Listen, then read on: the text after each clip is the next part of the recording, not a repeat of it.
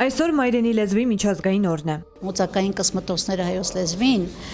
ցավեցնելու են, բայց չեն վնասելու։ Հայասպետ կրթահամալիրի տնօրեն Կարին Տոնոյանը կարևոր խնդիր է բարձրաձայնում։ Աշակերտների ծնողները կարևորում են հատկապես անգլերենը, ոչ թե հայոց լեզվի իմացության մակարդակը։ Հիմա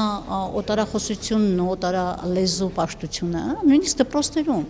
ծնողները գալիս կռիվ են տալիս անգլերենը լավ չի, ոչ մի ծնող կռիվ չի տալիս, որ հայերենը լավ չի։ Այնինչ այսօր դպրոցներում անգլերենի վիճակը շատ ավելի լավ է, իմացության վիճակը շատ ավելի լավ է, քան հայերենի։ Բայց որևէ հայ ծնողի դա չի այդքան մտահոգում, որքան հանկարծ անգլերենը վայ, իմ երեխան անգլերենը բադ գիտի։ Այնինչ այսօր դպրոցներում անգլերենն ավելի լավ վիճակում է։ Աստծո հետ խոսելու միակ լեզուն հայերենն է։ Իր ժամանակներում այսպես էր բնորոշում հայոց լեզուն Ջորջ Բայրոնը։ Բայց ինչ է մատուցվում այսօր հեռուստաեթերից։